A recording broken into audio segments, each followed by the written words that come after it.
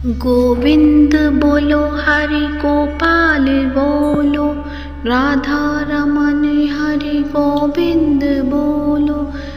गोविंद बोलो हरि गोपाल बोलो। नमस्कार प्रिय भक्तजनों, आप सभी का मायरा वॉइस चैनल में हार्दिक स्वागत है।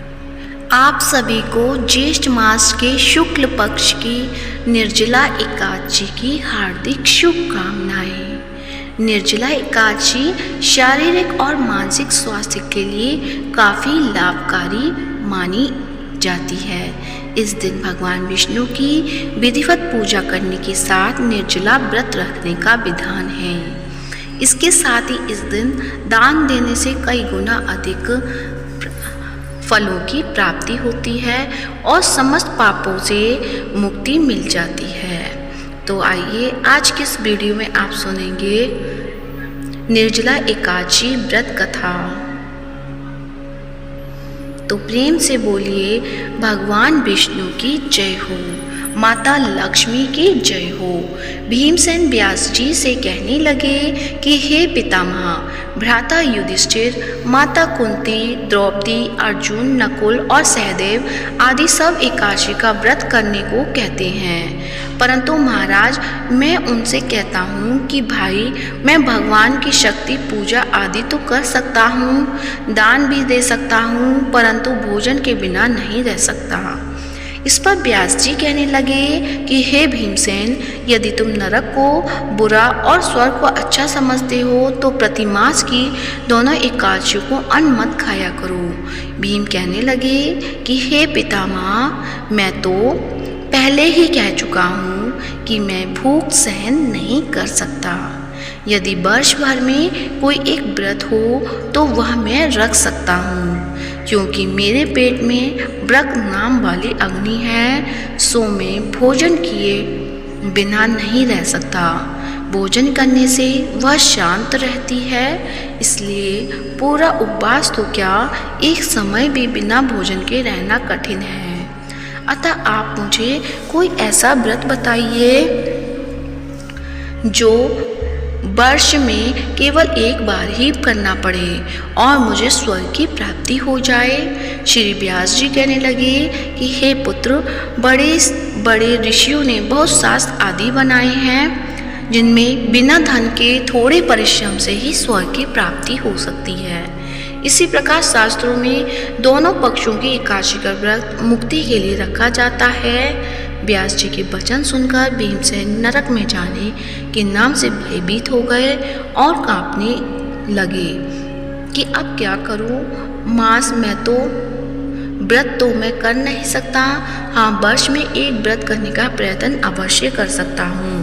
अतः वर्ष में एक दिन व्रत करने से यदि मेरी मुक्ति हो जाए तो ऐसा कोई व्रत बताइए।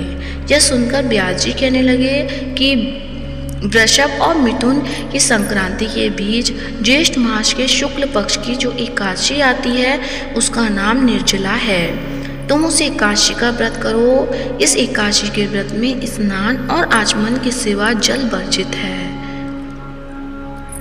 आचमन में 6 मासे से अधिक जल नहीं होना चाहिए, अन्यथा वह मद्यपान की सदृश हो जाता है।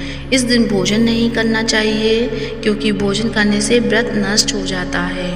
यदि एकादशी को सूर्योदय से लेकर द्वादशी के सूर्योदय तक जल ग्रहण न करें तो उसे सारी एकादशियों के व्रत का फल प्राप्त होता है।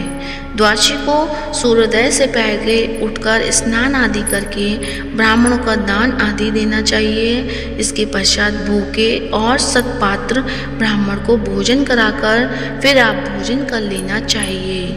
इसका फल पूरे एक वर्ष की संपूर्ण एकादशियों के बराबर होता है।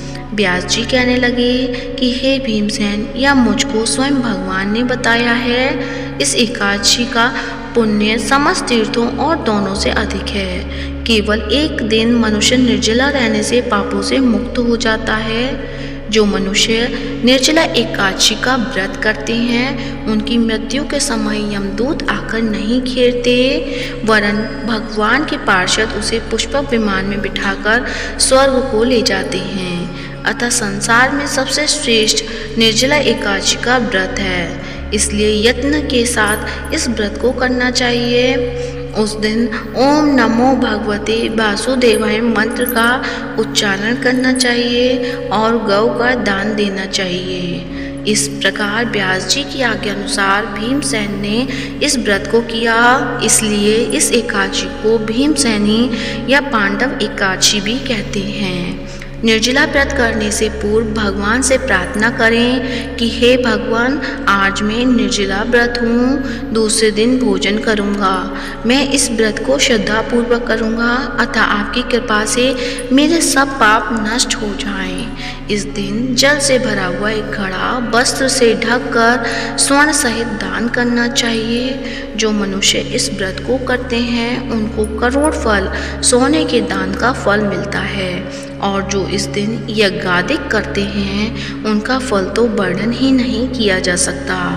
इस एकादशी के व्रत से मनुष्य विष्णु लोक को प्राप्त होता है। जो मनुष्य इस दिन अन्न खाते हैं वे चांडाल के समान हैं, वे अंत में नरक में जाते हैं। जिसने निर्जला एकादशी का व्रत किया है वह चाहे ब्रह्म हत्या हो, मद्यपान करता हो, चोरी की हो या गुरु के साथ द्वेष किया हो, मगर इस व्रत के प्रभाव से स्वर्ग जाता है। हे कुंती पुत्र, जो पुरुष या स्त्री श्रद्धापूर्वक इस व्रत को करते हैं उन्हें अग्रलिखित कर्म करने चाहिए।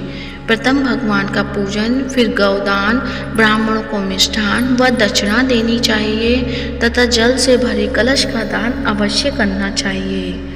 निर्जला के दिन अन्न, वस्त्र, उपाहन आदि का दान भी करना चाहिए। जो मनुष्य भक्ति पूर्वक इस कथा को पढ़ते या सुनते हैं उन्हें निश्चय ही स्वर्ग की प्राप्ति होती है। तो प्रेम से बोलिए लक्ष्मीपति नारायण भगवान की जय हो, श्री हरि के अनंत स्वरूपों की जय हो।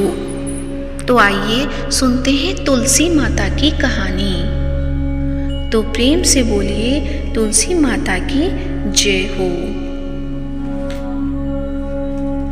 एक बुढ़िया माई तुलसी जी को सींचती और कहती कि हे तुलसी माता, सत की दाता, मैं तेरा बिरला सींचती हूँ, मुझे बहू दे, पीताम्बर की धोती दे, मीठा मीठा ग्रास दे, बैकुंठा में बास दे, चटक की चाल दे, पटक की मौत दे, चंदन का काट दे, रानी सा राज दे, दाल भात का भोजन दे, 11 की मौत दे, कृष्ण जी का कंधा दे।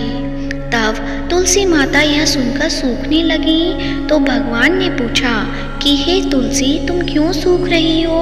तुलसी माता ने कहा कि एक बुढ़िया रोज आती है और यही बात कह जाती है, मैं सब बात तो पूरा कर दूंगी, लेकिन कृष्ण का कंधा कहाँ से लाऊंगी?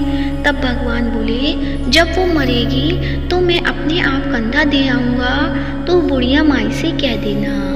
जब बुढ़िया माई मर गई सब लोग आ गए। जब माई को ले जाने लगे तो वह किसी से न उठी। तब भगवान एक 11-12 वर्ष के बालक के रूप में आए और बालक ने कहा कि मैं कान में एक बात कहूँगा तो बुढ़िया माई उठ जाएगी।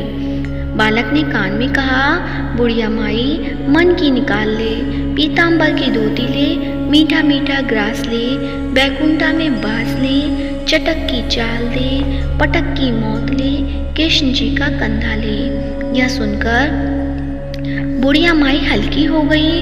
भगवान ने कंधा दिया और बुढ़िया माई को मुक्ति मिल गई। तो हे तुलसी माता, जैसे बुढ़िया माई को मुक्ति दी वैसे सबको देना।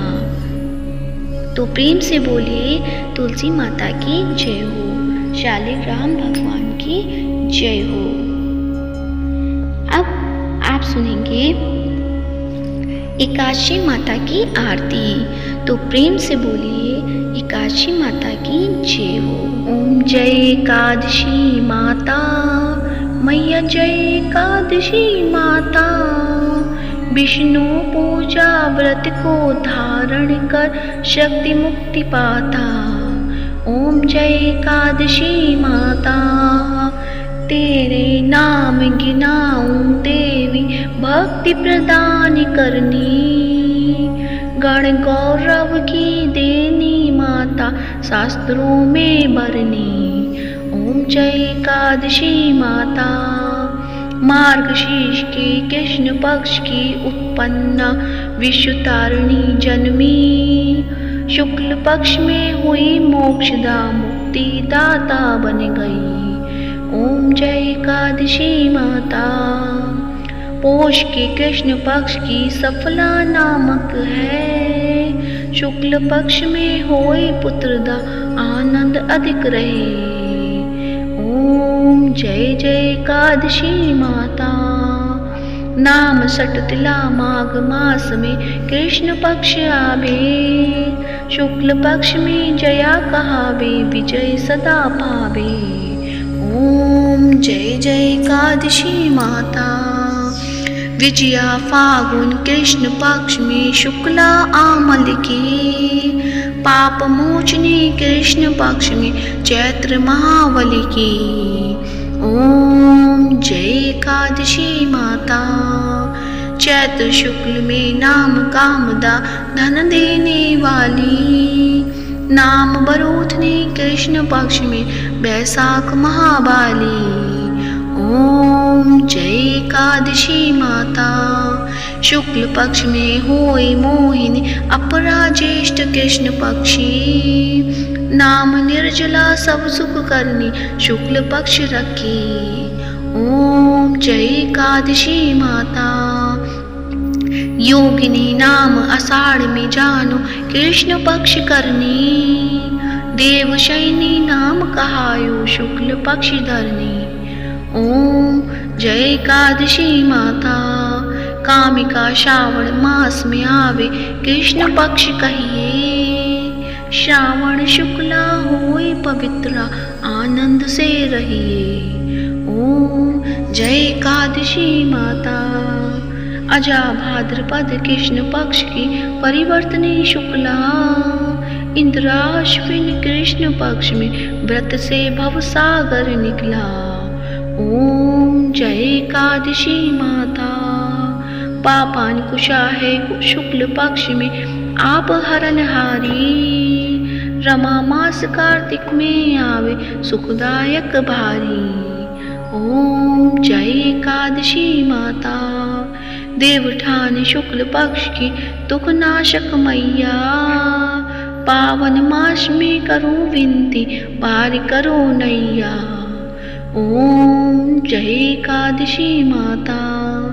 परमा कृष्ण पक्ष में होती जन जंगल करनी। शुक्ल पक्ष में होए पद्मिनी दुख दरिद्र हरनी। ओम जय एकादशी माता। जो कोई आरती एकादशी की भक्ति सहित गावे। जन गुरुदिता स्वर्ग का बासा निश्चय वह पावे। ओम जय एकादशी माता। मैया जय एकादशी माता। तो प्रेम से बोलिए तुलसी माता की जय हो। शालिग्राम भगवान की जय हो। आज का वीडियो पसंद आया है तो वीडियो को लाइक करें, शेयर करें, साथ ही चैनल को सब्सक्राइब करें।